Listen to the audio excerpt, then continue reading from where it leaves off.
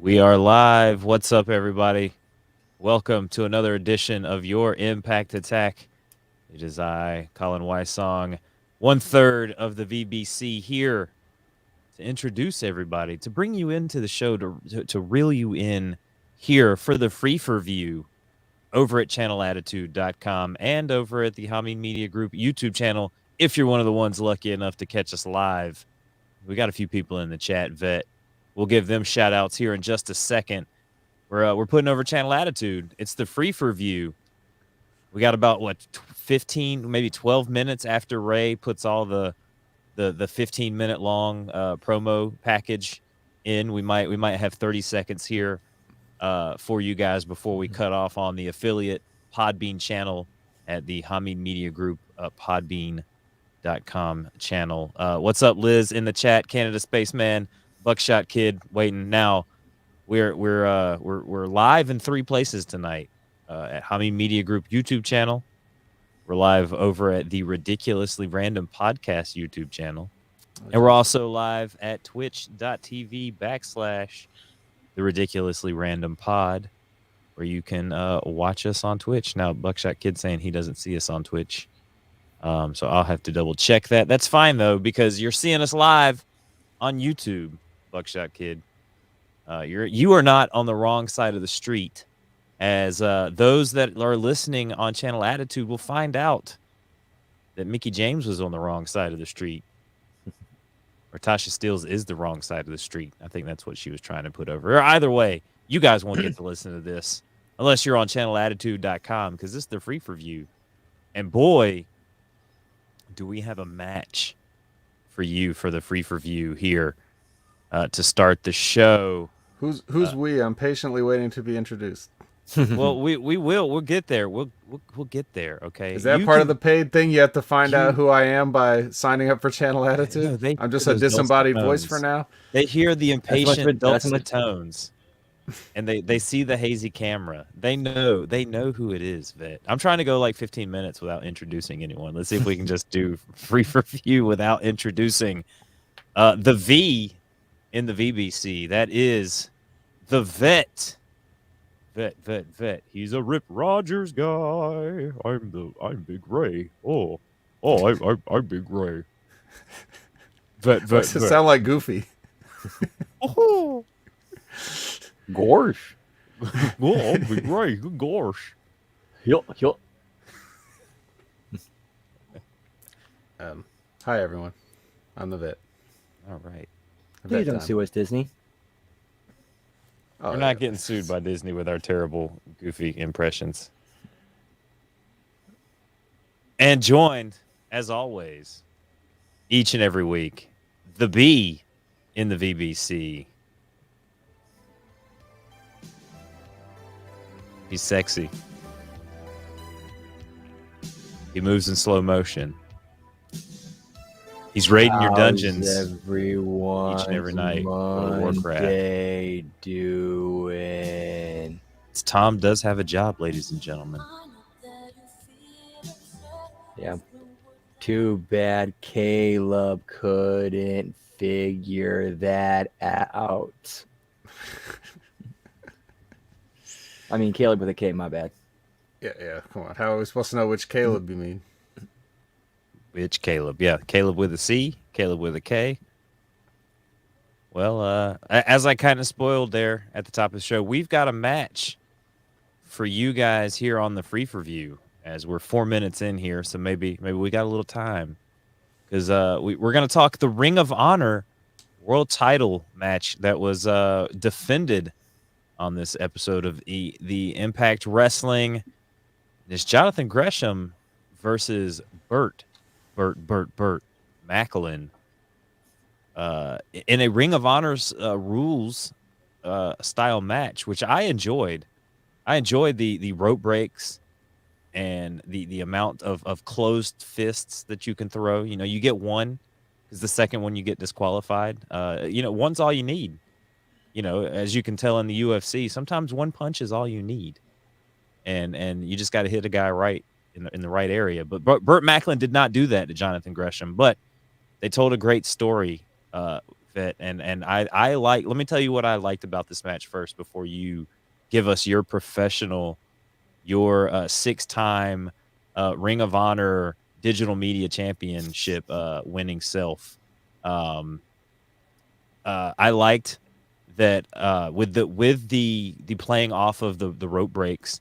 I like that Bert was able to get his 3, or Jonathan got his 3 out of the way, so that you could really see Bert trying to put that pressure on Maclin.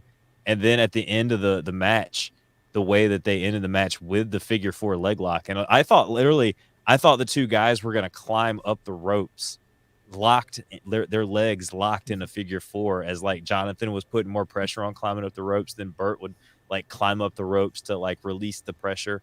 But no, Jonathan is able to just get just enough leverage pulling on the ropes to get Bert Maclin to get the pin, which I was very surprised that he would lay there for the pin, because it did kind of come all of a sudden.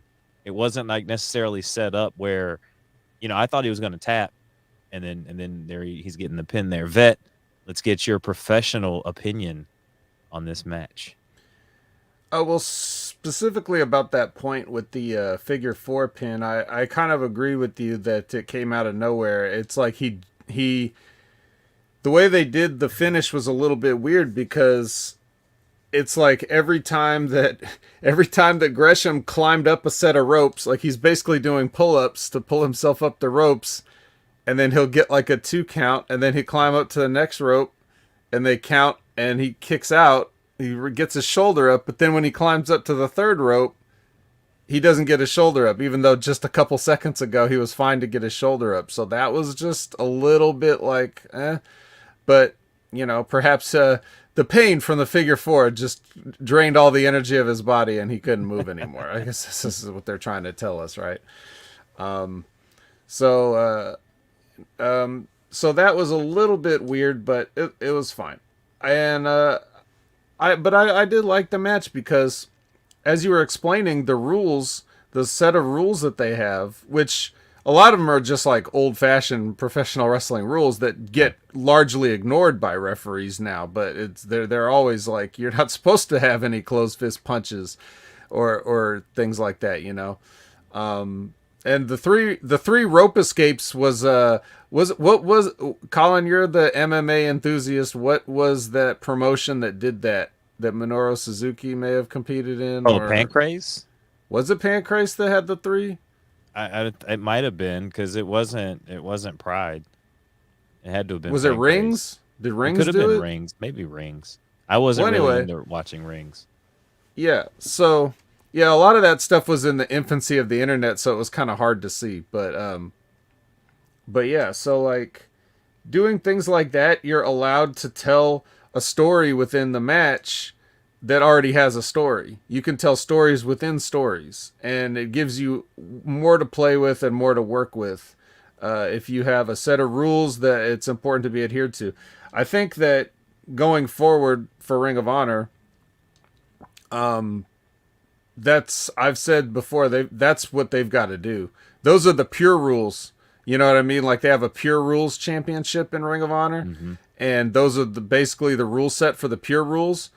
And I think Jonathan Gresham has been pushing for those to just be like what Ring of Honor is. Like that should just be it. And I kind of agree. Like they have to do something to set themselves apart. This would be the easiest thing. It's in the name, honor, like the whole idea of it. And when it was founded was supposed to be like something different, a little more closer to the Japanese sport presentation of professional wrestling. And not whatever goofy circus shit that we have now. So it'd be nice to get back to that. And if, as you see from this match, it, for all intents and purposes, it just looks like a regular match. It's just that the referee has a little bit more to do.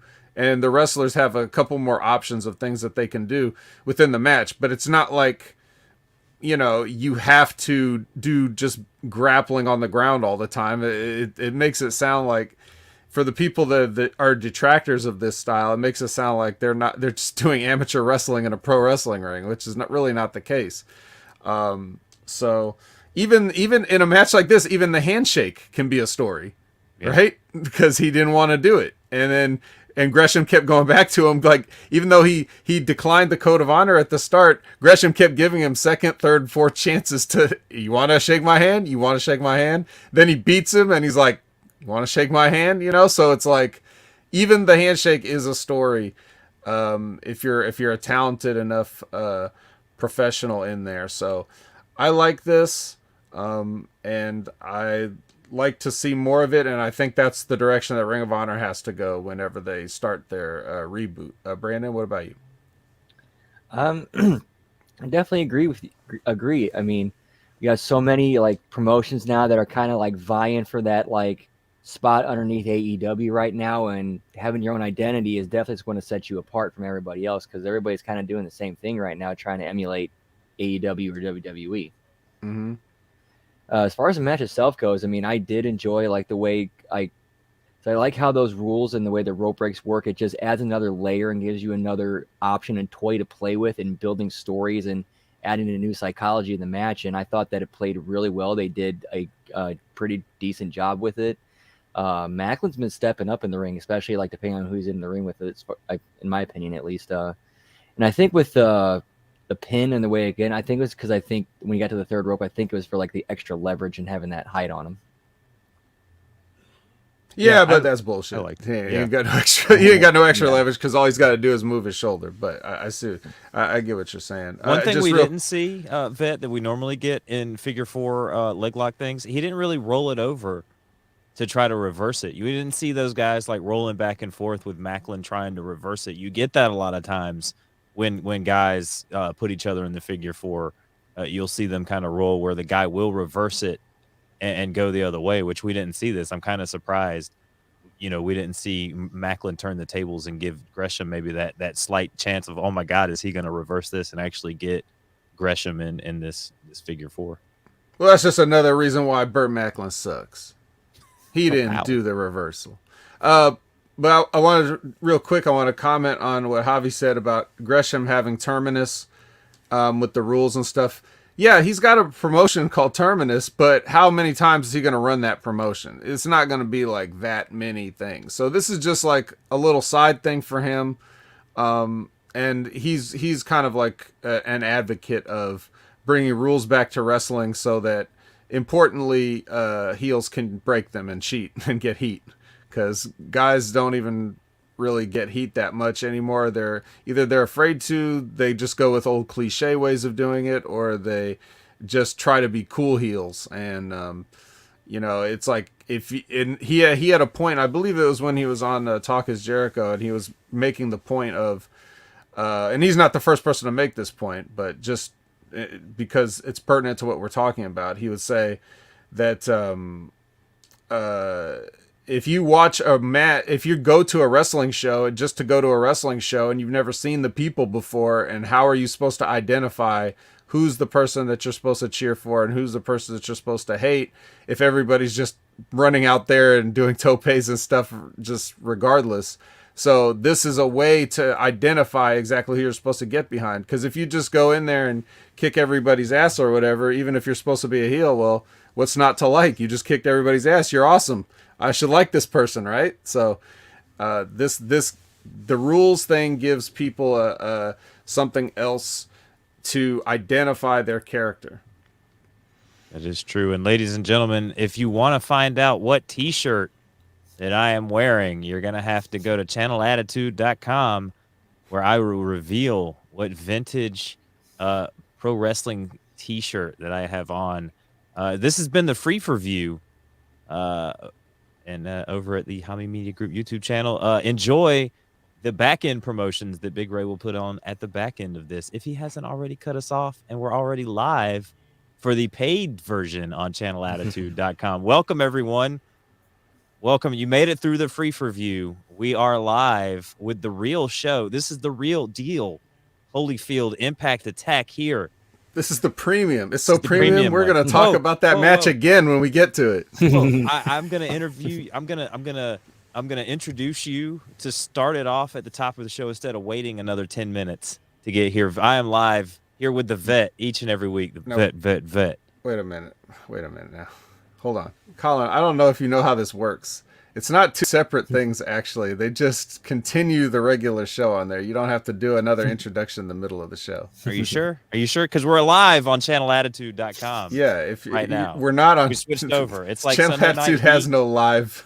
Sunday night There's Heat no to the pay-per-view, right? This is YouTube. This is not Channel Attitude. Doesn't have a live component. Are you to sure? it. I'm pretty sure, and I'm pretty sure that they're just gonna put the first 15 minutes of whatever we say up there, so you don't have to reintroduce it. You can just continue on as normal. Well, for those listening, unless this on is a Channel bit Attitude that you're trying to get over, in which you can case find out what T-shirt that I've got on later on in the show. We will throw to that. But it is later on the live. show. Can we find out now? No, we can't find out now. We're gonna do it later. We got because you're not sure at what point it gets cut off, right? That's what. We gotta reel it in. No, I already know it's cut off. It's about 15 minutes. We're cut off now. We're probably okay. Ray probably cuts it in and out. It's okay. Let's see. We had a great weekend. Did you catch Francis Ngannou versus Cyril Gane, vet? No. You didn't catch it? No, I didn't catch it. You didn't catch that Matt classic? To be fair, I didn't chase it, and I also didn't catch it. No, Francis Ngannou came out with the knee pads on, ready to wrestle. Oh. He was ready to wrestle someone. We got to see a different side of Francis than we'd ever seen before. Well, how'd you like it? It was nice. It was good to see this side of old wrestling Francis Ngannou. You know, it's very Gotch-esque, very it was very Kurt Angle-esque, Brock Lesnar-y almost, you know, like it was terrible. He was going up against a guy that had no ground game whatsoever.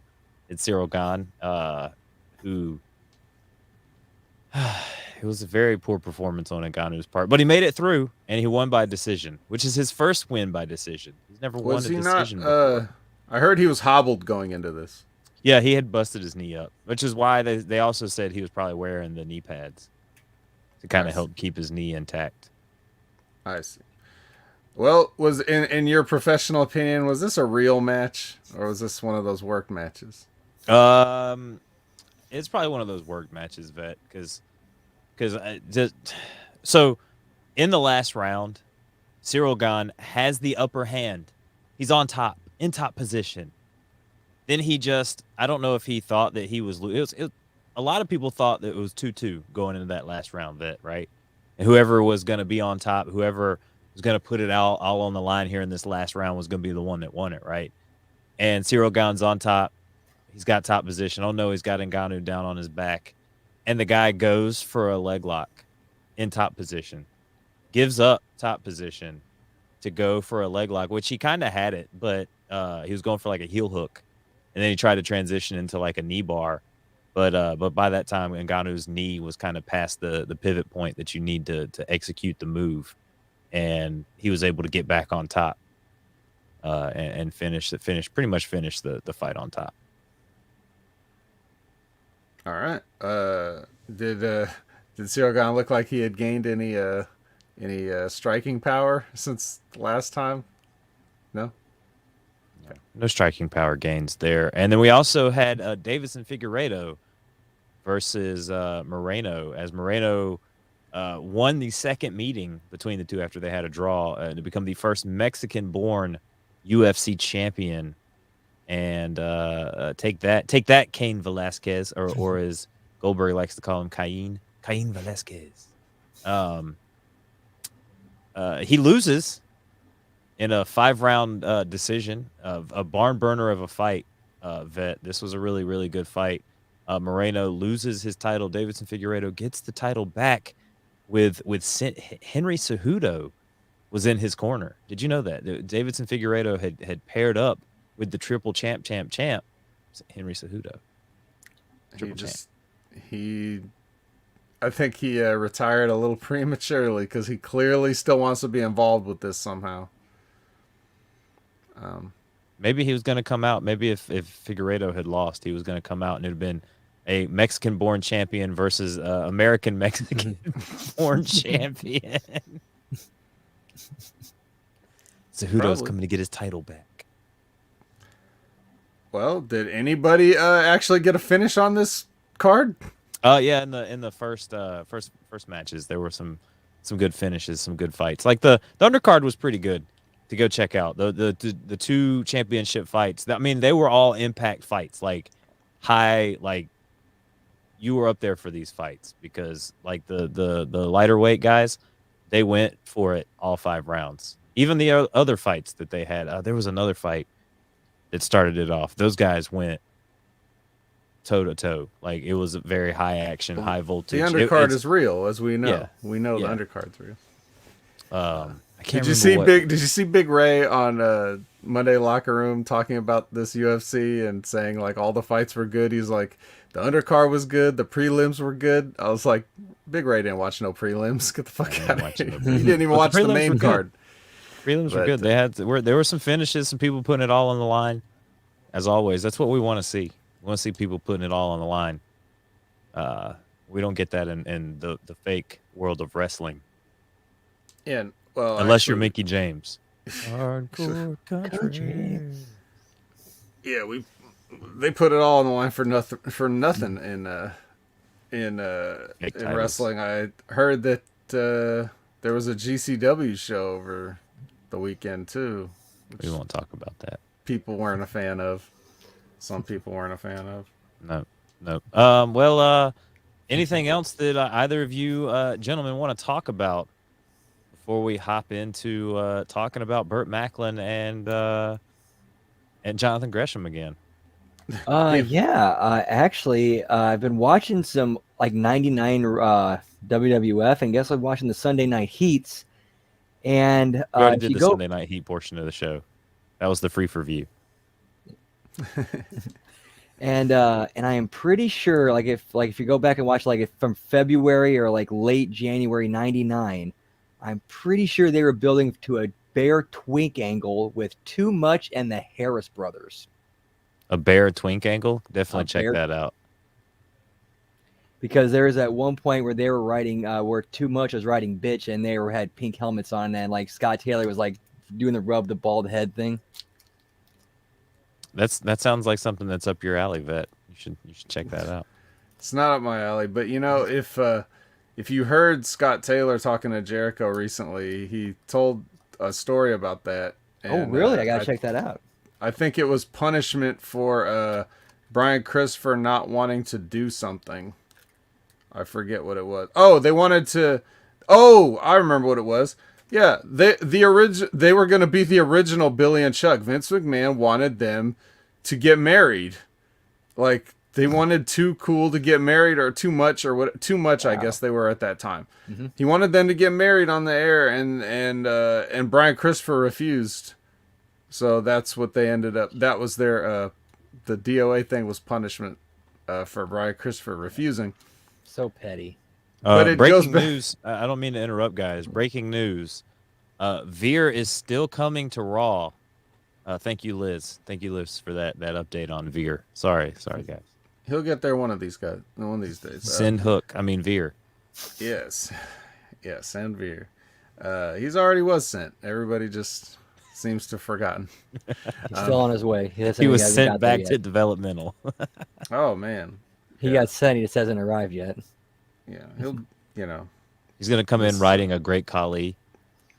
If they had used Amazon to send Veer, he would have definitely been there in just 2 days. Oh, he's right there? All right, he'll be there. Okay. Cool. Speaking of Amazon. Do we have a tracking number for Veer? Think about all the people paying for Prime for the overnight shipping, and shipping still like 2, 3, 4 days.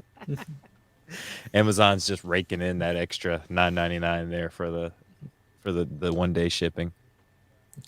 So, so the point is, what we were talking about is that Vince McMahon, if he has a terrible idea, he'll just hold on to it for as long as it takes.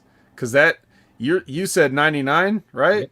Mm-hmm. So when did the Billy and Chuck thing happen? Like 8-9 years later? 03. Really? Yep. 03? Okay. Well, I think Too Much, they first came together in 98. Right. But no, I'm saying Billy and Chuck, though. That was only 03? Yep. Wow. I've never been off by that much in my life. Well, anyway, yeah. So basically, what I'm saying is, if they have these bad ideas, they will use them eventually. And we had some interesting ideas on this episode of Impact, though. And by interesting, I mean kind of the same old stuff. Hey, Vet, can I ask you a question? Sure. I was watching Raw. I was torturing the employees at work tonight, and I made them watch Raw. Oh. And they started out with Bobby Lashley versus Brock Lesnar, which was fun. And then basically it was like, at that point, you need to just turn off the show, right? What do you mean? It might have been on for a little. It might have been on for a little bit after. Like, I don't know when I turned it on. I just know that it was Bobby Lashley and Brock was the first segment that we saw, right? But later on, I saw one of the segments where Vince McMahon is hanging out with Austin Theory. And the volume wasn't up. But now I really want to go back and watch it. Like, I feel like I'm now hooked into watching like these silly segments where it's just Vince and Austin Theory on camera. Like, I want to go back and see like all of them. And then it's like he went out and wrestled AJ Styles, and it looked like it was a pretty good match. And then as I'm watching it, I'm like, oh my God, he looks like John Cena. Like, his body type is a lot like John Cena when John Cena first started. I'm like, this dude really is about to be the next face of the WWE. Like, he's hanging out with Vince. He looks like $1 million. He just doesn't have his head screwed on right? I don't know. What was your question? Would you be? Are you like? Is that something? I guess you're not really watching Raw, so maybe that was something that you're interested in. Brandon, are you watching Raw? Are you interested in Vince and Austin Theory and where that can lead for Austin Theory's future? Here's where I'd be interested with what they were doing with him and Austin. Vince starts having dementia episodes and PTSD flashbacks, and starts thinking that Austin Theory is Stone Cold Steve Austin, and starts freaking out and having flashbacks to his cars being destroyed, pissing his pants, and just freaks out, and he's got like a bedpan. Freaks out when he sees a bedpan. That would be really funny. That's way too good for them to do. Yeah, would you watch that, Vet? Well, look, I do watch it anyways, and I can tell you that there is nothing that you've been missing watching these segments, really? Because they're ultimately just very sad and terrible. Austin Theory does remind me of John Cena, but it's like if John Cena were drawn in Mad Magazine, that's what Austin Theory kind of looks like a caricature, like a beachside caricature of John Cena, or Channing Tatum, or some other guy that's like. Yeah. You know what I mean? His face is completely different. He doesn't have that John Cena face, but everything else, he looks like John Cena. Yeah, I don't know. A lot of people like Austin Theory. He's kind of like I don't know. I just hear a lot of people saying things that you're saying, that he looks like a star and he's going to be something, or he's going to be the face of the company, or this or that and whatever. I mean, I guess if that's where the standards have fallen to like that, they think that Austin Theory. I also think it's funny how people, complain about guys a certain size or whatever, like, the certain haters or whatever, like, oh, this guy's too small, this guy's that or whatever, like Finn Balor or whatever. And you look at him and Austin Theory in the ring and they're like the same height, and no one talks about Austin Theory as being too small or too short or whatever. People just like what they like, they let their biases get in the way of, actual business or stuff like that. So I don't know. Austin Theory's not that over with me. He's all right. He's okay. But I'm definitely not looking forward to his stuff every single week. If anything, what makes him interesting to watch is just seeing how everybody else is reacting to it and what he's going to do. So we got some good things here in the chat. We got the payoff will probably be Steve Austin giving him a stunner at Mania. I like that idea. And then we've got Lizbeth. There's always a way to work Shane into these matches. It's going to be a son I wish I had match versus the son I have match. We're going to put Vince McMahon on a pole match. Winner gets to keep me as their father. I hope Shane doesn't win. Let's see. Yep. And then Canada Spaceman says that WWE, the land of the shrinking wrestlers, one day smaller than midgets. And the swerve is Triple H sides with Shane. Nick Khan comes out and is like, "No, we gotta make sure Austin Theory wins 9 days from tonight." Vince McMahon only has one son he can count on, and that's Stephanie. That's true. That's true. Or The Rock. Mm-hmm. You can't really count on The Rock. Well, Vet, are you ready? Ready to get into this Impact Zone? You ready to jump in? Are you ready for a good time? You ready? Call Big Ray if you're ready for that good time, because you're not gonna have it here. You might. Impact Wrestling was pretty good this week. I enjoyed it. I enjoyed it myself. Overall, I enjoyed the show. We started with another package of the same package that we got the week before, but with added footage from last week. So it's a new package. Delivered overnight. Unfortunately, unlike your Amazon packages, this package was delivered overnight. And Veer will be arriving later. Yeah, Veer's coming DHL. That's domestic shipping. Or could you imagine the big Valboski jokes on Amazon? Speaking of Valboski jokes, it's time for my shirt reveal before we get into here, guys. Because this is a perfect timing for that. Vet, what wrestling shirt do you think I have on? Is that a big Valboski shirt? Yeah, maybe. Do you have Tom, Mr. Have a Job? What shirt do you think I have on? I'm going to say Right to Censor. Ooh, that's a good one. Unfortunately, you're both wrong, gentlemen, as I am rocking today a Ben Lebowski t-shirt.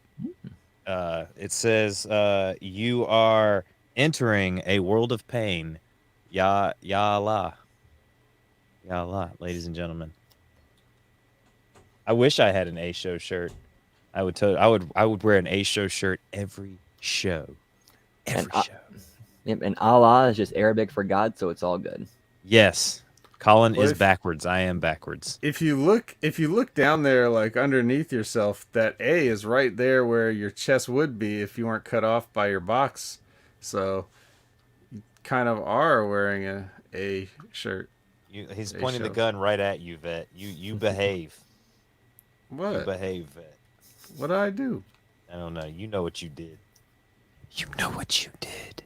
Ben Hamin pulled a firearm during league play. Nobody fucks with the Jesus. Nobody. With the that would be GGP's character. I feel like GGP would be the Jesus. Be the Jesus. All right, ladies and gentlemen. Like I said, we started the show with Morrisey. He's still angry. He's so angry. Why is he so angry? Why hasn't he calmed down from the prior week? Why? Well, as we'll maybe get into later, this is not the prior week. This is probably the same day, the same afternoon, but just hours later. I still feel like he should be a little less angry. So angry. So you know what he does? What does he do? He storms down, and I could be wrong about this because I was watching / listening in my car, and he beats up the learning tree. Wait a minute. You skipped right down to the middle of the entire show. No. I just remember he came out at the beginning, so. Did he? Did he? I don't remember. No, that's right. No, sorry. We started out with the women. That's right. Yeah. Started out hard. Excuse me. I thought it was Morrisey. It turns out it was women. Yeah, okay, that's not a good endorsement for Morrisey. W Morrisey stood for Women's More IC. With Mickie James coming out hardcore country. That's because I remember that now. As I was listening to this, I was like, oh, I want to start the show with hardcore country. Just have a drop where it says hardcore country. Candace Spaceman calling you out for skipping one match. No, you skipped like the entire show. All of the matches. So we start the night again. Tom by himself, worried about D'Lo's not there again because of the violence from last week or earlier in the day, as the vet would put it, because he's not keeping kayfabe. But we get a round robin of guest commentators with Tom does have a job, Mr. New Name, Tom New Name. And he gets Mickie James first as she watches over Tasha Steelz versus Chelsea Green in this first match. Chelsea Green puts up a fight, but Tasha Steelz over. Then we get a face-off of Mickie James and Tasha Steelz, who cuts a promo that, you know, once we get your side of things here and we get Brandon's side of things, I want to play a little game once we get done. So if you want to, you go ahead and let us know your thoughts on this this match and this opening segment to start the show. Well, I will pass to Brandon first because this is a Chelsea thing, and even though unless he wants me to buy time while he's finishing whatever he's eating, maybe I can go first. Tasha's carrying her big goofy X out with her. I don't know if that's still. I think it's still got the little chain on it that it was hanging from. Not sure if that's really that cool. Like, I think we get it. I was thinking this match should be like a real easy win for Chelsea because Tasha's way smaller than Rohit Raju, so I just figured, squash Max. But no, it was we got a crucifix bomb for Tasha for the win, and I'll just say that this match was not good. I didn't like it. They were not good in it. They need. I would suggest doing. They were kind of doing things that they've seen other people do, and not doing what makes sense for them or makes sense in general.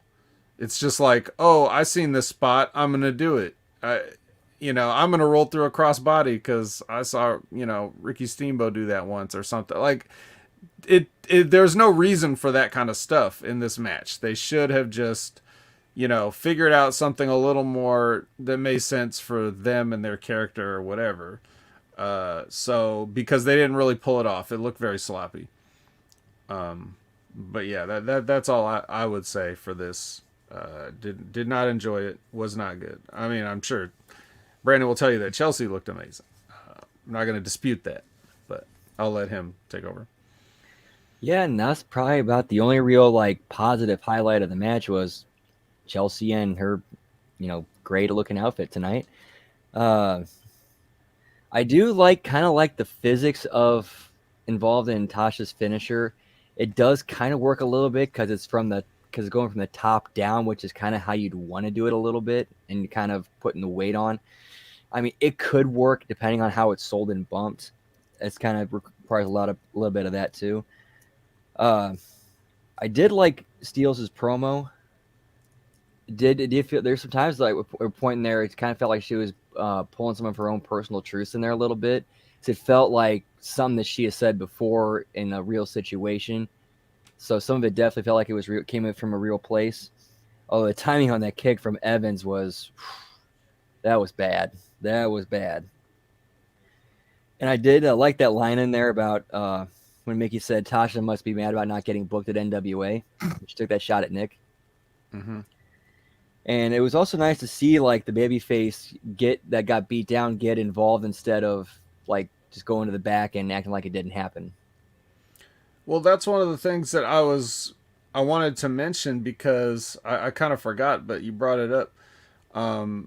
She loses to this move, and then Tasha's cutting this whole promo, and then all of a sudden she comes back. Was she there the whole time? Did she ever go back up the ramp and then come back down? They didn't show it, obviously, if she did, but it makes you think that she was just laying outside the ring for 3 minutes after just what was essentially like a technical pin, not so much of a devastating move or whatever that should have laid her out forever.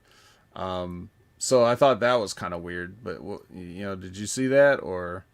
A little bit. I mean, the logic behind that could have been that Chelsea kind of knew what was coming and would just be waiting in case they did try to 2-on-1 Mickie. That'd be my guess. Well, I don't know. It didn't work for me, but it certainly could have been a thing where it made a little bit more sense. But you know, it's a nitpick, I guess. So what was your game that you wanted to play, Colin? So during Tasha Steelz promo, she mentioned being on the wrong side of things. So your promo expertise, Vet, what other wrong side of the things can Mickie James be on that Tasha Steelz is that you know, like what? Like, do you understand? Like, what the hell are you talking about? Remember the promo that she cut, right? Yes. She was like, "Oh, I'm on the wrong side. You on the wrong side, right? What other wrong side of things? Like you on the wrong side that the road that the chicken crossed. Like little things like that, Vet. Like was that a Briscoe brothers? Yeah, probably. They're drinking Capri Suns while they said that. Like, she was trying to say, "I'm the person from the wrong side of the tracks that your mama warned you about," or something like that. It says something about streetlights coming on, you know, which that lets everybody know you're from the hood, is if you know what streetlights are. So yeah, that's what she was trying to say, is she messed it up. I don't know, but I don't know what you're getting at, though. You come up with other things on the wrong side that you are. That's what she was trying to say, right? I want you to come up with witty things, a wittier thing than what she came up with. You're the wrong side of the what, right? Okay. And Brandon, you get what I'm trying to do here, right? You're on the wrong side of the bed. There you go. Thank you. Okay. All right. Well, the Vet's not. The Vet is totally no selling this and not. Well, I'm sorry. Can I get some backup from the chat that nobody knows what the fuck Colin is talking about here? Dude, am I really just that out of it? It's just me. It's just you, Vet. It's okay. We'll move on to the next match. Brandon wins the game, by the way. Vet is 0-1 on this Impact Attack. He's stretching it out. He's stretching it out. He's like, all right, I got to be ready for this next impromptu game that we might play. So the next match, Vet, break it down for us. The next match? Okay. The next match is actually Matt Cardona in an interview with Gia. And there's no music, by the way. And he's talking about that time on BTI when he pointed at Jordan Grace's Digital Media Championship, and how that is also a world championship that he just said he came here to win a world championship. It doesn't necessarily have to be Moose's world championship. And this is where, you know, you start looking at Zack Ryder here and going, whatever. He wants, so I can't beat Moose, so I'm going after Jordan Grace. That's basically what I get out of this. I don't know. Did you get anything different from this? I mean, yeah, that's pretty much what it was. Like, well, I can't beat Moose. Oh, there's another title I can get. Yep, that's pretty, you know. So, but cool. I did think there was some kind of little bit of history and logic there, because he created the Internet Championship, so it's like, well, you know, this kind of plays off of that. I should have that. Yeah. If he would have done that, then it would have been better, because it just so happens to be held by a woman, right? So, but instead, it just makes it seem like this is he's trying to get guaranteed, like, oh, I can definitely beat Jordan Grace type deal. But he's so going to lose. That's the sad thing. Yeah, like he's not going to win. All right. He's just going to look weak to Moose and weak to Jordan Grace. Okay. All right. Okay. So, all right. So that was unfortunate there. I'm getting some backup here. Javi says Colin botched the spot. It was. Elizabeth says she thought it was her migraine meds. So yes. Anyway, we do a little package for Charlie Haas using Ring of Honor footage. Obviously, they're in the building now, so they can just hand over all that footage of Charlie Haas they brought with them in the little in their little suitcase, probably little Halliburton case. They had some Charlie Haas footage, and there's some. I just want to let you know that The King's Daughter's in theaters now, so get out there and go see that movie. Later on, we'll have we'll actually be previewing a spot for The King's Daughter here on your Impact Attack. Twice. It's coming up. It's coming up here. In fact, I'll skip over the next match just to get to that. We get some exciting news from Josh Matthews that The King's Daughter is a movie and it exists. So everybody go out there and see The King's Daughter. He was in like one of those, like the old school, like, you know, when you see Mean Gene in the WWF control room doing the news and stuff of the week and stuff. That's what Josh Matthews is there. But the only news he has is that The King's Daughter is a movie. So, you know, that was pretty good use of Josh Matthews. Extra, read all about it. Yeah, let's rewind back to our match. Influence versus Decay. This is 2 knockouts matches in a row. So that's a little bit of a booking thing you can kind of address. Influence jumps Rosemary, and then they push her in the post, and they do like a fake, you know, they throw up the fake X. You can tell how fake it is because they're making sure to get on camera, and all these random people that you've never seen in your life are doing it. Guys that should not even know what that is. So that's kind of a thing that's, I want to ask, what do you guys think, especially Brandon? Back in the day, they didn't used to do an X. They just did whatever they did. Then at some point that became like a signal, an insider signal to let people know that there's a legit injury out there and to get some help. Then people start using it for angles and stuff. Once it got found out by smart fans that that's what the X meant, and then people do it to still try to make you think. I don't know why in 2022 people are still trying to make you think that wrestling is real and shit like that. Like, I don't know why they're trying to work the smart fans, but it's kind of pathetic in my opinion, and I just wonder what you guys think about working the X, so to speak. Not Tasha Steelz X, but the injury X. Brandon, what about you? It's just been overdone. I mean, like if you were gonna do it for an angle, it needed to be like few and far between and slipped in there to where you really could not tell the difference. Yeah, well, how do you differentiate when you have a real injury? You know? Like, what happens when you really do need to do it? I guess you don't do it anymore? It's only for angles now? It could be Did they do it? Could be Did like they a little... do it when Sami Zayn hurt himself against John Cena? No, he just went and had the whole match. Yeah, I didn't see them throw an X up or anything for that one, and that was a real injury. Well, maybe Sammy would have done it, but he couldn't because it was his shoulder. He couldn't raise his arm to make the X out of it. But or could do it as like a little adjustment, like this X would be fake, and then this X would be the real one. Yeah, or not, you do the X down here for the real one. Like, yeah, that's the hit him real with the one. crotch chop. Break it down. It's like, yeah. Yeah. Well, anyway, they do it, and so I don't know if there's some reason. I'm sure it was not like an angle reason. Maybe Rosemary can't really. Professor Vet, I have a question. Sure. Why couldn't Rosemary and Havoc just teleport out of danger? Good question. Sounds like a very smart, legitimate question we have. That's what I think every time, something like this happens, and that's my argument for why you can't do that shit. Trying to make this some sort of Lucha Underground craziness, right? Just can't do it. That's why. Because every time you see them, teleport.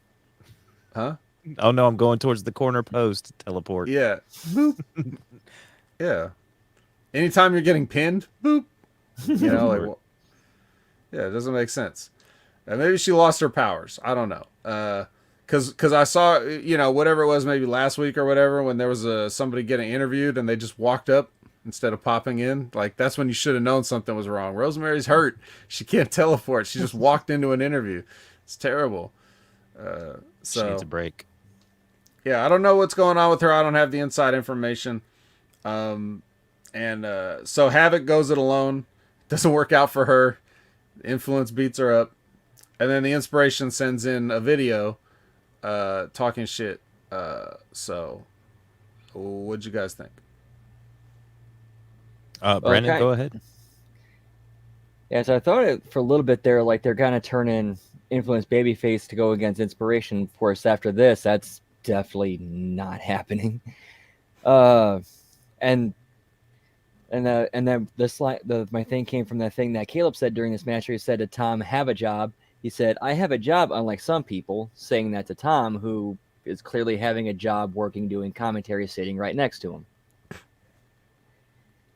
And I thought, I mean, it definitely was a sloppy, kind of match, but I thought it kind of helped kind of make it a little bit look more like an authentic fight a little bit more. I mean, it kind of made it added to it rather than took away from it, in my opinion. It wasn't like the first match where they were just not doing their stuff good. It was just sort of like it didn't look the same, like botch wise or anything. I did like the inspiration going after Madison Rain, being like, "Oh, we're getting your retirement party ready. It's January. It's about time for you to retire again." Some good stuff. Good stuff. Yeah, they're great. And there's one line they had in there that made me think that when they mentioned that they were the original female tag team, that this is just me, my conspiracy head going, and that could be a setup for them to have a little program with the beautiful people. It'd be cool to see the beautiful people come back. Yeah, because Ring of Honor, you'd have Angelina and who's she in there? Mandy Leon is the one that she's in with now, right? Mm-hmm. Velvet could easily be like a valet, still come out even though she's doing commentary with NWA. Yeah, I like it. Yeah. Now with the 20th anniversary and this somewhat forbidden door open, would you see like maybe a talent like an AJ Styles maybe come back for an Impact, maybe one of the pay-per-views or something like that? Maybe just, since it is like the 20th anniversary and he kind of made a name for himself down there. I could see it happening at Slammiversary since he was in the very first match. That's cool. That'd be really cool. They're letting him do stuff on NXT, so maybe they'd swing things both ways. Who knows? We might get Moose in the Royal Rumble. That would be the dream, but it won't. But supposedly there was a news item about the Inspiration being invited to the Royal Rumble. They didn't want to do it, and they turned it down. And Ben didn't believe that actually happened. But regardless, if it did, that's good. That's exactly what I was talking about with when I was doing the Light the Fuse with Ben the other week. I was saying people have to start saying no. They have to start saying no.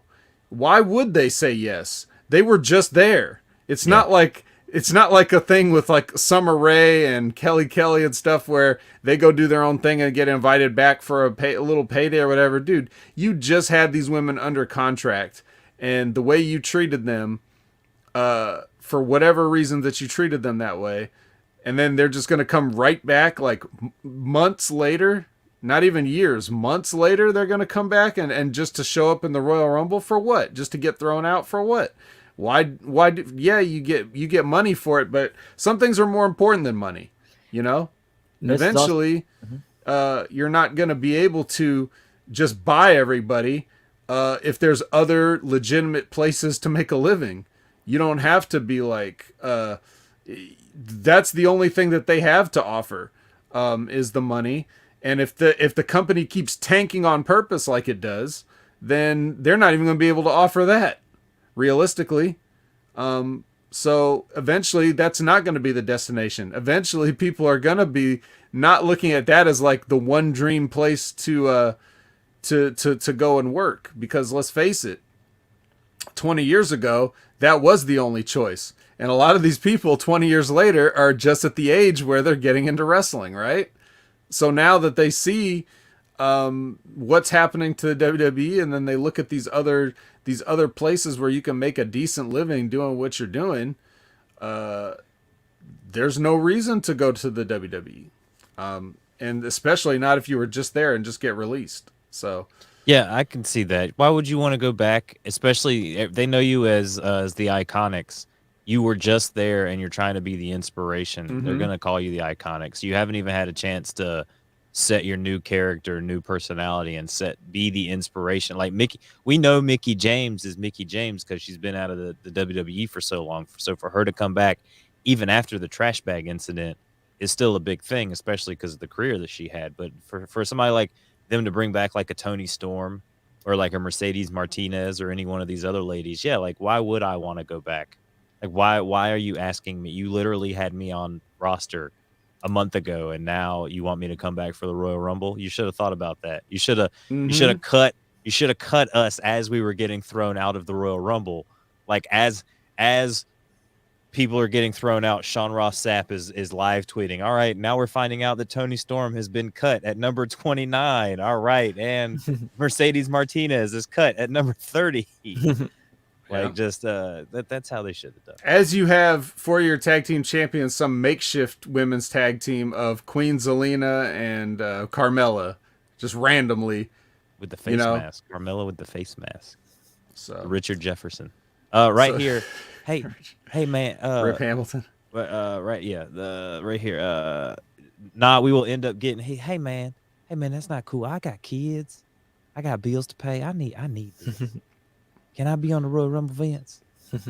Well, here's what I would say. Like, if I was Mickie James, who's already agreed, I guess, to be a part of the Royal Rumble because they announced it, but I would have had the conditions for it too, and I hope she did. Like, I'm just like, okay, but I'm not gonna use that bullshit song that you've given me for my entire WWE career. I'm gonna bring in Hardcore Country, and you're gonna play that song. You know what I mean? And yes, I am gonna wear the belt out there, and this and that and the other thing. Like, this is. Sonic the Hedge Rat says Wendy's fired me. I now work for Burger King, but I'm still gonna cover Brad's shift at Wendy's. Yep, that's how that goes. Yeah, you fired Brad, and now you need me. Sorry, to cover your shift. Yeah. This is actually a very interesting time in the business right now because, like, for the very first time, the boys have the leverage. Mm-hmm. Oh yeah, yeah. And they have to know that. That's the key. It's one thing to have the leverage. It's another thing to realize that you have the leverage. And I think that's what these guys have got to do. And Mickie James she's the one that all the eyes of the world are on. Because she's stepping back in there knowing damn well what she's stepping into, knowing exactly how that place works, everybody that works there, what makes it tick, and all the bullshit. And she doesn't have to do that anymore. So now we're going to go back there and see what kind of concessions get made for her to actually show up there. That's the most interesting part of her being at the Royal Rumble for me. Same here. Absolutely. For the average fan, they don't know that she's coming because they probably didn't even watch SmackDown to see the announcement. So they'll just be as surprised as anyone when she shows up at the Rumble, because there's certain people that really only watch like a couple pay-per-views and maybe follow it barely, but they don't even watch the Big Four. That's about it. They're not on social media like that, so they don't know all the dirt and whatever. But anyways, let's talk about more important things like Speedball. Mike Bailey. He's going to get a visit from Ace and Madman, which is nice because now in my predictive text, anytime I write Ace, the next thing is and the next thing is Madman. So it saves me a lot of typing. Ace and Madman. Come in and say hi to Mike, who's sitting on a couch just being weird, and with his mullet. Yeah, he's speedball, man. Ace said that he didn't want. They got off on the wrong foot. I thought that was another innuendo towards him and his shoeless wrestling. It could have been. It definitely could have been. In fact, he even said it weird. He didn't say like we got off on the wrong foot. He said something like that. I don't even remember what it was now, but I just he ends up giving him like a business card, and Speedball doesn't say anything. He just kind of stands there. So maybe that's for the best. Don't really have much to add to this, do you? No, not really. It's just it was a little backstage vignette. Yeah, just a little something, just to let everybody know, hey, these guys still are on the show, which is nice. The WWE should try that. Speaking of them, once in a while, just have 30 seconds to show that people still do work there, because it's very confusing now. People not knowing who still works there. It's gonna be great when the 2K22 game comes out and you got this big ass roster of people that aren't in the company anymore. In lieu of Moose, we got Speedball. Yeah, that's another thing. Yeah, where's Moose? He's not here tonight.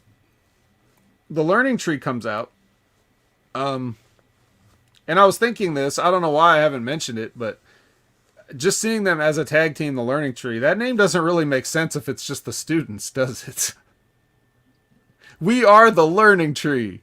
You know, the two guys that are learning. That's not what the Learning Tree means. But anyway, Myers is on commentary. These guys face Morrisey in a handicap match. Much like for Havoc, it doesn't go well. But in the opposite direction. And then Morrisey cuts the promo on Moose, saying he's going to find him if Moose is not going to come out there. He's going to go find him. And he goes backstage, and D'Amore tells Morrisey that Moose isn't here. And then immediately I think to myself, down. To myself, why am I watching this if Moose isn't here? I don't. That was my first thought when they said Moose is not here. I'm like, damn, the vet is gonna hate this episode. Like, I should just turn this damn thing off. He's not even gonna show up to work. Yeah, I should have. I should have called out, and then I would have had to get. There's no Moose. I'm not coming today. I would have had to get somebody else from Hamin Media Group to cover my shift. But anyways, don't call Rad Rob. Oh shit. When they debut him under another name, it'll be like some guy comes in a hood and a mask. This is Rad Roberto. I thought of you though, Colin, because there was some guy runs up and tells Scott D'Amore that that they have a situation out front, and he has a weird response, which is like, I don't give a damn if there's a situation out front. Why don't you give a damn if there's a situation out front? Shouldn't you give the damn? But here's why I thought of Colin, because he didn't know about the issue out front, because he said, well, they've been trying to get you on the headset, and they had the headset couldn't reach him, and he put it up. He was like, oh. Come on, guys. Are you gonna sit there and tell me that that's not because of this exact show that we do every week? You're gonna tell me that they wrote in something about his headset and them not being able to get him on it? You saying we had nothing to do with that here? You're gonna absolutely really not, Vet. Absolutely, we had nothing to do with. Oh wait, hang on one second. They need me. I gotta put my headset back on. Hang on one second. Right. I'm Scott D'Amore. And this is Jackass. What's this all about? Right. So the issue turns out to be the OGK guys doing the old we have tickets. We bought tickets. We just here to see the show. Yeah, another overdone sort of stupid wrestling thing. They get bottle service, Vet. Yeah. Not with those tickets. Not with those. They had tickets for regular seats. Mm-hmm. They were going to be out there with the marks. But anyway, no, Scott does have a skybox for them, and they're, this arena doesn't really look like the type for skyboxes, but I'll go with it. And security escorts them. Sky scaffolding. Also known as security, also known as the boys. Also known as. Oh, hang on, wait. Guards! More guards! There we go. We were turned down. Okay. On point now. All right. Scott also says there's a locker room full of guys that want to get their hands on him, but not last week though, right? Even though last week was literally the same day, like we mentioned, but we're not supposed to know that. So nobody cared last week that D'Lo got put through a table twice. Yeah, nobody interested. So they're here to watch their champion Jonathan Gresham defend his Ring of Honor championship against Bert Maclin, FBI, in a pure rules match. In the free review. Yeah. And we'll talk about it for a few seconds here again. Ian Riccaboni joins for commentary here as part of the revolving door. Forbidden revolving door.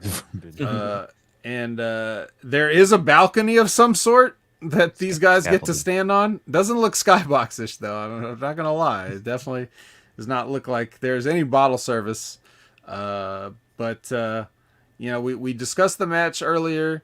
We liked it. I'm pretty sure that we all liked it. And I don't think there's anything else to add about the match specifically, but they went straight off the ending of the match into something else, right? There was no post angle here. Then maybe one cut back to the balcony to show the people like leaving. Yeah, and then there was a scene of them actually. Then we saw them leave the building.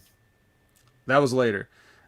Before that, we saw a flashback from No Surrender 09. 09. The Beautiful People versus Sarita and Taylor Wilde, in which Sarita and Taylor Wilde win the Knockouts Tag Team Championships. Did they say this was the first Knockouts Tag Team Championship? Yep. So, a little history making event here. Vet, for those, I have to update something for everyone. For everyone that had Vet enjoying a Bert Maclin match in 2022 on their Impact Attack bingo card, you can cross that off. That one's a rare one. That one's like getting that I-19 when you really, really need it. 2 Bert Maclin matches. Because don't forget Hard to Kill with Trey Miguel. Yeah, so you're getting 2 and 2, as Chuck Woolery used to say. So, all right, now, yes, OGK leaves peacefully, if not quietly. They're out of here. And then we get Gallows and Doering versus Heath and Rhino with Carl Anderson on commentary. I like. You can Carl imagine. This is my weekly zone out because you have a good brother on the screen, and so like I'm just naturally going to. My eyes and brain kind of look like the camera down there that you're seeing over there with Brandon. So like that's what happens when they come on the screen. So I can't really speak to the details of this match, but perhaps you can enlighten the people of what happened here. It wasn't really much of a match. I think, if I remember correctly, I think Doering and Gallows went over. It was just, it didn't really advance or accomplish anything. It was just a match, and there's no stakes, no nothing. It was just, it literally felt like filler. Like we gotta we gotta get these guys on screen and do something with them. Carl being a good brother on the mic with old Tom. That's pretty much the highlight there was Carl being on commentary. Now you saw Gallows headbutt Rhino, and then shortly after that, like he started bleeding. I think he opened up his cut from, probably the day before, which was that big street fight thing or whatever it was. But yeah, like that was all the way back at Hard to Kill now. So it seems like there's been a lot of time, but it's really just like a day. So his wound is still fresh, but he still shouldn't open it up by headbutting Rhino. Like it's supposed to be a working headbutt. So I don't really. Even Carl kind of slipped up on commentary, Vet, and said something where he was like, "Yeah, we were in the match with those guys last week or the other week," and then he like corrected himself because he realized like the order in which they shot stuff. He was like, "Oh wait, yeah, we did the last week." Like, yeah, right. Bless their hearts. So that was funny. It's just hey man, why they gotta do me like that, guys? I came out here and I take the pen. I'm just out here for a payday. Heath, what are you doing here? How does he? I didn't send him an invite, and Heath just comes in. I got kids, man. Yeah, he's going to the Rumble too. So. It's always about your kids, Keith. He's not gonna look strong going in the Rumble like this. Oh God, what if he gets like the Curtis Axel thing, where he like Brock Lesnar beats him up before he even makes it in the ring, and then all year in Impact, he's like, "I'm still in the Rumble, guys." What if they do that when Brock Lesnar beats up one of the guests' surprises to get in the Rumble? Then that means Lashley beat Lesnar if Brock's trying to get in the Rumble. Ooh. Foreshadowing there, Mr. Vet. It's like you know something. I don't know anything. You know something we're not supposed to know. What did MVP tell you? I know Brock Lesnar's going over in that match. I don't care. You know who went over in this match? Not the fans. No, they did not. Fans did a job here. They got put in a chin lock. There was a chin lock. Even the chin lock came right after the headbutt, so he just sat there and put a chin lock and bled on Rhino. It was fucking terrible. I need to do an image of the three of us when the VBD came out, because the image they had tonight where they came out, where Vet, you would be Eric Young, you would be EY, I would be I'd be Diener, and then we would have Brandon in like a fabulous dress or something, like in the back, like he'd be in the hella garb As Joe or Doering. something, like as Joe Doering, like he's behind Fabulous us in some dress, cowboy in hat. some like giant stilettos with like the hella garb, where it's like some fantastical like thing to be like his jacket. It'd be so great. Oh, get to work on that. So here we got our main event. We're at the main event now. Charles Haas versus Alexander, Josh Alexander. Saban joins for commentary. You know why Saban? Joined him for commentary. That Why is that? I love this match. he loves Makes this sense. match. He loves Makes Haas sense. versus All Alexander. out. So we had already heard that Charlie Haas got injured during these tapings. I assume it was here. I caught that too. There was yes, I did skip the. There was a New Japan. I saw that and thought of you, Vet. I was I like, only oh my god, skipped I it wonder if the because- Vet sees the New Japan commercial. I only skipped it this time because they did the exact same spot last week, and I brought it up. So You know, I it's really just nice figured. the Forbidden Door opened up for Billy Bob Thornton for him to come in and wrestle Josh Alexander. Is this like method acting? Are they shooting another wrestler? Like, is he trying to like? Is this going to be a part of a movie? God, Is I he hope like? so. I hope so. That's the That only was thing Billy that can Bob Thornton, excuse right? this. In the wrestler, No, You think that of Bad wrestled Santa? on Impact. That wrestled Josh. That was Billy Bob Thornton, right? I think so. Oh, I they look think. like him. He didn't look He as squint young really and hard. in shape as Billy Bob Thornton. You watch it That's through the only Brandon's thing. camera. He looked like Billy Bob Thornton. Yeah. Bad wrestler. Yeah, that was terrible. They had a Guys, good little match. It was alright. So, yeah, it was all right. This is one of those situations where I'd hate to be Josh Alexander. Because this is where you have to be in there with a guy that you're clearly better than. And probably always were. But now this is just like the old crippled veteran that you have to carry through something and not embarrass yourself. But you can't do all the things you want to do, but you have to like show them some respect, like it's just an awkward situation to be in where you just have to kind of be like, well, this is going to suck. It was all mat wrestling. Like that's really all this was these two guys just having like a classic like wrestling match where they sold the body parts. Like and see, I had heard that Haas had gotten injured during their match here. So I was watching this match like, oh god, when's he going to injure himself and are they going to show it? And as he's walking around, so Haas has these knee pads on, Vet. And I seriously thought while he was walking around that he was kind of favoring his left leg, or his legs are just that messed up where his leg just kind of is at that angle and kind of crooked like that the whole entire time. He looks very bow-legged. Yeah, his legs do not look healthy. And so I thought maybe that's like he was favoring that because he did injure himself. And then he fell over awkwardly like several times in the match, like when he was trying to rush into the corner and he like just tripped and fell into Josh Alexander and they tried to sell it like he shoulder tackled him. I was like, oh, that's where he hurt his knee. And then he like got up and started walking around like normal. And I'm just like, okay, but Josh he is even really he even selling did his another knee. running spear right after that. Yeah. Like he just did the spot again, right? So Yeah, but Josh was the one that looked like he really actually hurt his knee, or he was just really selling it really well, because you could tell the ref checked on him there at the end of the match too, and you can kind of see him like waving the ref off, like no, I'm fine. But it could just be part of the theatrics of them selling, and again, the story was them working the legs. yeah. It felt Well, in any case, it was something they had to get through, and I guess they did. They continued from that spot where he fell into what I assumed to be the planned finish. So, I mean, I guess it was all right, but yeah, this was not the greatest showing. But then then the Ring of Honor guys come back out and jump both of them. And then Saban helps.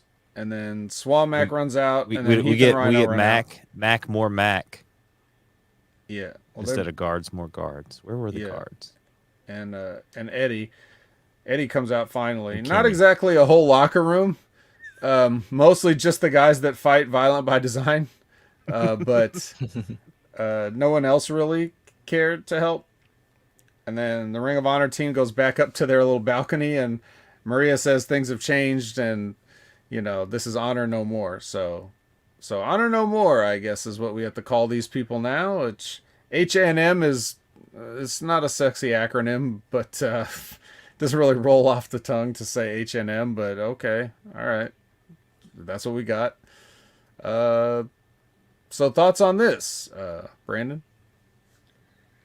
I mean, the match itself was, like you said, just them exchanging holds and working a body part. I mean, it felt like they're trying to go for like an angle Benoit, but it didn't really quite hit the mark. And then the stuff afterwards was like, it made sense for them to be ready for another attack to happen. It would make sense for ROH to be on the defense, which kind of helps build anticipation for next week. Like, okay, what are they going to do to come out on top next week? What kind of surprise are they going to pull off on the next one? And as far as like the faction, I mean, it's a decent name, and I kind of like where it's going. Yeah. Well, Colin, I mean, are you excited now with the new faction? We have a name for this. A Splinter Cell from Ring of Honor. Honor No More. They don't like all these rules that Jonathan Gresham's trying to implement. We're gonna rope break as many times as we want, Jonathan Gresham. Yeah. And close fist punch you as many times as we want. We don't shake hands before our matches. Honor Put no as many more. Announcers through tables as we want. Honor No More. Wow, wow, wow.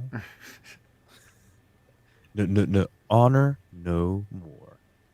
We need those vignettes. We need them coming out just like that. Maria looking hot as always. She's gonna be the mouthpiece. She's gonna be the scary Sherry of this dangerous alliance that we have here. She not gonna be in the Women's Royal Rumble? She could be. You never know. I still think Santina needs to be in the Women's Royal Rumble. Oh, Colin, you're making me so mad. Oh, I'm so mad. Santina would be fucking awesome. Let's see. Yeah, but they got the Alphabet Mafia off after him. Hey, who cares? The hardest thing about having a match with Santino is trying not to laugh. Because he says shit to you in the ring. I can tell you this from experience. He says shit in the ring in character that he's not even trying to just rib you. That's just how he is. And so like you have to sit there and not be like, because he's one of the funniest people that ever lived. And what you see in the WWF with the Santino, all that stuff, that's just scratching the surface of how funny he is. That's him in the confines of WWE and what they think are funny. Like if he's allowed to just be himself. We're trying to work on. I hope Aaron gets us Santino to come on the A show. I know that's one that he said he's going to try to get Santino to come on. I think that'll be fun. Yeah.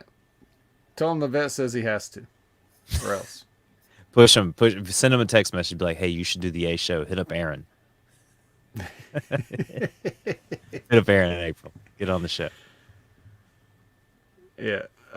Swinger was talked about on the show briefly. Sonic. Someone was looking for Brunhilde. I heard that during the show. They were like, "Where's Brunhilde?" And they're like, "Oh no, I think she's locked up in." Yeah, what's the guy's name? Bravo? Yeah, Johnny Bravo. Johnny Bravo, yeah. Yeah, he ran through something. What did he run through? It might have been that one with Ace Austin and Speedball. I think that was when he ran through looking for Brunhilde during that segment. Yeah, I remember that. That's no Swinger, but yes, he is funnier than 97% of the WWE. That 3% being Charlotte's face. Oh yeah, Harvina. We can bring Harvina back. Harvina Whippleman. Let's go ahead and not. Sami Zayn's probably in that 3% too. Yeah, Sami Zayn's pretty fucking funny, and Brock has rocketed himself up into that 3% lately too. So yeah, it was Brock so is funny when always he funny. pretended he didn't know who Bobby Lashley was. Ah, what a knee slapper! When he had the championship, the briefcase up against his head and was breakdancing with it. Yeah, he's so great. Brock is the man. Vet, I guess we're done. You don't have anything else for tonight that we want to talk about? Nothing else? No more opinions to have this evening? Well, no. Speaking of New Japan Pro Wrestling, if you go to New Japan World right now, they have a free show on there. They have lots of free content on there. So even if you don't want to pay them the 999 yen per month, which is a great deal, they still have lots of free content that you can watch on there, and it's marked as such, so it's very easy to find. And they did have a show from Korakuen Hall for their Golden Week series or whatever, and it has like a main event of like some of the guys from Chaos against some of the guys from Los Ingobernables de Japón. So you can see the real stars there. They're not going to send any of the guys that are their real main event stars through this forbidden door. They've already been through that, especially with Okada back in 2011 or whatever it was when he was in TNA. So they've learned their lesson not to send real stars for their promotional things. So you're only going to get like the Kojimas and a Suzuki or something like that. But if you want to see like the real, their top guys, then you can check out their free show on New Japan World. We don't get Kato for the 20th anniversary of TNA. Well, you never know. The Forbidden Door is open. I think we'll get Kato before AEW gets Okada. Okada. Okato.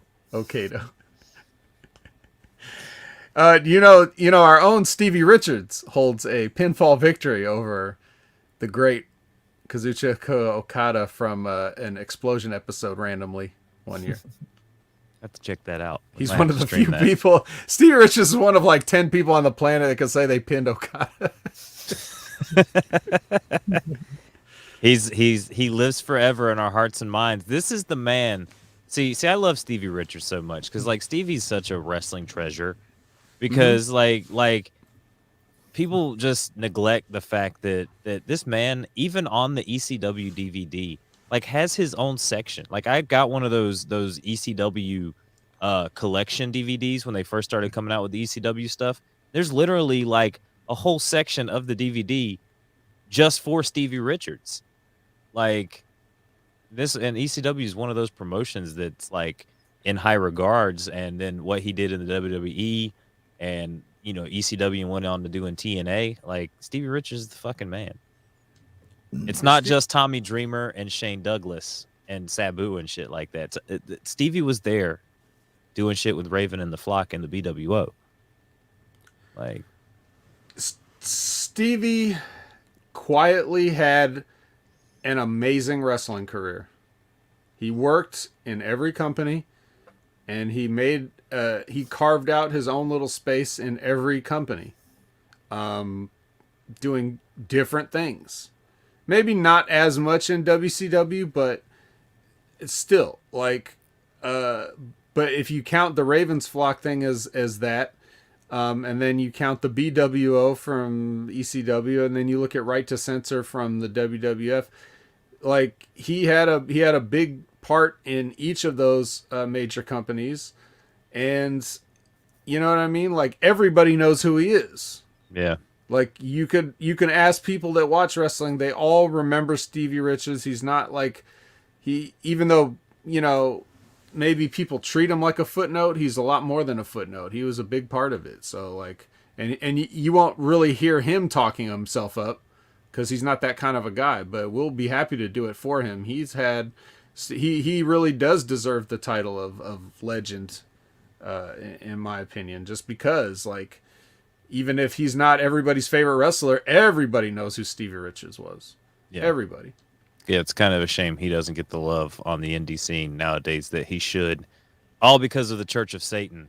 If you go back and you listen to some of the Conspiracy Horsemen episodes, you can listen and find out all about the story about how the Church of Satan ruined Stevie Richards' chances at All In way back in the day. Yeah, that was quite the funny story. Vet, let everybody know where they can find you at, sir. Oh, well, you can definitely find me at Opinion Haver on all your social media platforms. If you haven't gone ahead and added me, you can go ahead and do that now. And you can find me on every single damn show on the Hamin Media Group Network at some point or another. I've been filling in a little bit, and we got some hammies coming up. So don't forget to cast your vote and make me the most hammiest, awardist, winningest member of the group. That is true. As we see the ticker scroll by, Colin has put the ticker up. And then we'll just say, I'll just close by saying, the 49ers have defeated the evil Green Bay Packers in their own home turf, and they're moving on to the NFC Championship game. And I need your guys' help. Okay. Jimmy G, the San Francisco quarterback, Jimmy Garoppolo, Jimmy G is a lot like Tinkerbell.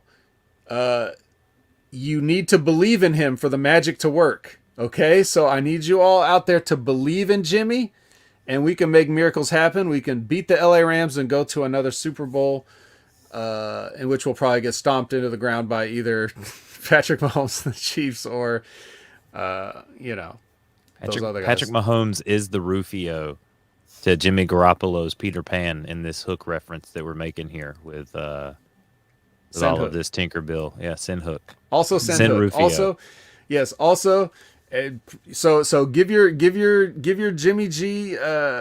Believe in Jimmy G. That sounds sexual. Don't do anything with your Jimmy. Believe in Jimmy G is what I'm saying. Believe in him. Believe him. Give him your thoughts. Give him your hopes. Number one best listener. Yes, Canada Spaceman is easily first ballot Hall of Famer for HMG listeners. He's got his own wing in the Hall of Fame. So that's what I need. That's what I need from you there. The Rams over since the Super Bowls. They're not gonna. I don't know. We could see. I mean, the Rams can't beat the 49ers, so we got a shot. We got a good shot. That's it. All right. That's good. 49ers fan in the building. Brandon, let everybody know. Actually, wait, Vet. I know a platform that you do not have Opinion Haver and that you need to go right now and go get it. It's on Getter. Getter, the platform Getter. And Gab. I'm not doing that Opinion again. Haver on Gab too. Those are two platforms you might need to slide on over there and grab. I'm not doing that again. You already got me with the parlor one. Didn't I do that live? Yeah, that's what I'm saying. We got two more for you to do here. That was a one-time joke. It's never going to be funny again, so I'm not going to sign up for any more of these. Now it's totally. Bullshit. If you had signed up for Getter now, it would have been totally hilarious. Nah. It's still the running. We could just pretend. We could just pretend I did. This is why you do it like every 4 or 5 episodes. I just come up with something that I know that you haven't signed up for, and we just. Hey, Vet, I noticed you haven't signed up for SaveTheRhinoceroses.org. I need you to that's a worthwhile cause. I need you to sign up for the WWF. But not Getter. It's not an Opinion Haver in the WWF. Brandon, back when they did have their little WWE universe, remember that? When it was like message boards and chatting and shit like that? I had it then. The original IWC. Yeah, I had it then, and they shut it down. So it's not my fault they shut their own stuff down. If you don't like it, you could send one of your touts and let them know how much you're not happy that the universe is gone. Vet never liked ICQ because he was like, I'm not getting a fucking number. I need at Opinion Haver unless you give me the numerical value of Opinion Haver as my ICQ number. The numerical value of my opinions are infinite. There you go, ladies and gentlemen. Brandon, let the fine folks, these men, women, and children know where they can find you at. You can find me at all the places and socials, as well as Twitch at Miss Tia the Transarchist, as well as here every Monday night doing the Impact Attack with these two fine gentlemen up here. And always having a great time. That's good. That's good. I see Vet. Ben Hamin kept you in line today. You didn't act up. Just remember, he's always watching. Ladies and gentlemen, you can catch me on Twitter at Colin Wysong. You can catch me on Facebook and Instagram at Colin Wysong. You can catch me tomorrow on the A Show. It's Vet's favorite part. The A Show, 7:30 p.m. Eastern Standard Time, where last week I co-hosted with the lovely and talented April Hunter. Vet, does it make you jealous that I get to hang out weekly with an NWO girl? I'm literally like 6 degrees of separation. Like I'm like right there from Hogan. Like Hogan is within like one person removed from Hulk Hogan, the greatest sports entertainer of all time. I mean, aren't we all a little one person removed from Hulk Hogan? If you really And Kevin Bacon. But yeah, I'm happy for you. I'm not jealous. So I'm not a fucking mark. I'm just kidding, Bet. We love you here at the Impact Attack. But Aaron will be back. So back to the dungeon for Colin. Get Santino. Back to production land. There's no telling what we'll talk about. It's actually the 1 year anniversary yesterday. Oh wow. So Monday, not Tuesday. I'm in Tuesday. Are you still in Monday, Vet? Have we crossed over? Yes. Yeah. Yes, I got 18 minutes. So 18 minutes. You're still in our 1 year anniversary of the A Show. So congratulations. Aaron sent out some tweets. April sent out some tweets. We're gonna have a celebration episode tomorrow, probably. They'll be excited about this. And with Santino? Santino will be on? I don't know if Santino's coming, Vet. I will let you know. You will find out first. The minute that they tell me, I will pull you in live to the chat. I will send you the invite. Be like, hang on 1 second. Don't tell me that Santino's coming just yet. Let me go get somebody. And then you can come into the chat, and they'll be like, Santino's coming. You'll be like, yes. Yes. Fucking Santino. Yes. And then you do the snake thing. No? Cobra. Yes, Cobra. So it's okay, Vet. We'll have Santino on one of these days. You're my snowflake. You're one of my snowflakes. We'll make sure that we take care of this for you, okay? I'm just very sad that we didn't have Jonah. And I didn't get to do the hand thing today. No Jonah talk. Where's Jonah? Is he stuck at the buffet? They didn't take Jonah to Texas with him? I guess. Yeah. I wonder what that catering is like over there. It's probably really good. It's probably a lot of barbecue. Yeah, because they're in Dallas, right? So yeah, they're down in Texas. We already got some guys doing the job for me. So make sure, if you're watching, especially guys in the chat, do us a favor. Do us a favor, even if you're listening on channelattitude.com. Go to the Hamin Media Group YouTube channel. Hit that like button. Hit that subscribe button and smash that notification bell. It's the thing that the kids are doing these days. They're smashing things, Vet. Why are we smashing things? I don't know. It's Charlie's Angry Room. Take your computer to Charlie's Angry Room and smash that notification bell and the subscribe button and like and comment. It helps in the algorithm. It helps everywhere. Give us all of your attention. Please. Hit that like button like Hook hit Serpentico on Friday Night Rampage. Hell yeah, Colin. Did you see that? Hell yeah, Colin getting mad hype at 3 a.m. Just like Hook was getting mad hype at that strip club, right, Vet? That's why Hook's my favorite wrestler. That's right. Smash that ass like Roman Reigns. There you go. Smash that ass like Bobby Lashley used to when he'd come out and bend over and slap his ass. Hit that notification bell, guys. Anything else before we go? Lizbeth has smashed it all, apparently. She smashed it all. That does not sound right, Lizbeth. You need to redeem yourself by liking and subscribing and going over to channelattitude.com, where you can catch all of the shows for less than a cup of coffee. And then I also forgot the ridiculously random podcast with Big Ray and myself coming back in just like 2 weeks. 2 weeks. I was hoping you'd keep forgetting it, but no, we're not going to forget that. We will never forget that. As we hit it with some very loud music. I'll have to come back and play the intro one day. I'll have to put it in there, but we'll go out. I'm going to say one thing about that. You getting me on that show would be like the WWE getting CM Punk back. Just in case anybody's holding their breath to see if I'm going to show up on the ridiculously random podcast. Oh, there's bigger fish out there, Vet. Don't flatter yourself. We're looking for Strangler Steve to come on the show. Strangler Steve is that fish. He doesn't do any other shows but the Wednesday Locker Room, but maybe, just maybe, we'll get